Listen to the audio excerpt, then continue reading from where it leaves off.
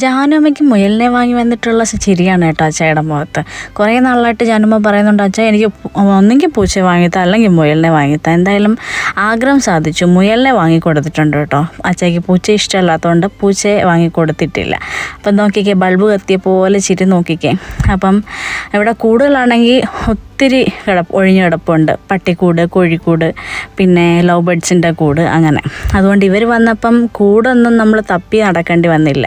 അമ്മച്ചിയമ്മയാണ് നേരത്തെ പറഞ്ഞിട്ടുണ്ട്, ഇവിടെ ഇനി ഒരു ജീവജന്തുക്കളെയും ഈ പരിസരത്ത് കയറ്റിയേക്കരുതെന്ന്. പക്ഷേ ജാനുവിൻ്റെ ആഗ്രഹം മുയലിനെ വളർത്തണം എന്നുള്ളൊരാഗ്രഹം കൊണ്ട് അച്ചായി കൊണ്ടുവന്നത് കൊണ്ടും അമ്മച്ചിയമ്മ എന്തായാലും സമ്മതിച്ചു കേട്ടോ. ഇനിയിപ്പം അമ്മച്ചിയമ്മയായിരിക്കും ഇതിന് ഫുഡൊക്കെ കൊടുക്കേണ്ടത്.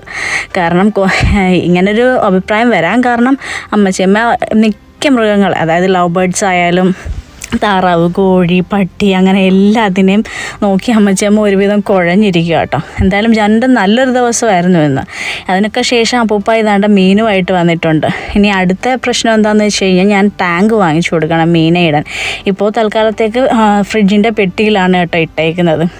ഫിഷ് ടാങ്ക് ഉണ്ടായിരുന്നത് അത് പൊട്ടിപ്പോയി. സിമെൻറ്റിൻ്റെ ഒരു ഫിഷ് ടാങ്ക് ഉണ്ടായിരുന്നു, പക്ഷേ അത് നമ്മൾ കടയിൽ നിന്ന് വാങ്ങിച്ചിട്ടുള്ളതായിരുന്നു, ഒരു പൂവിൻ്റെ ഷേപ്പിലൊക്കെ.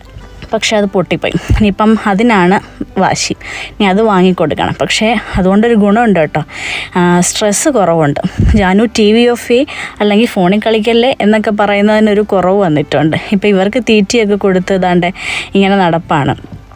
അതുകൊണ്ട് എന്തായാലും ഹാപ്പിയാണ്. എന്തായാലും മുയലൊക്കെ നന്നായിട്ട് ഇണങ്ങിയിട്ടുണ്ട് കേട്ടോ. ഇപ്പം ഇവരുടെ അടുത്തൊക്കെ വന്നിരുന്ന് ഫുഡൊക്കെ കഴിക്കുകയും വലിയ പേടിയില്ലാതെ അടുത്തൊക്കെ തന്നെ ഓടി നടക്കുകയൊക്കെ ചെയ്യുന്നുണ്ട് കേട്ടോ.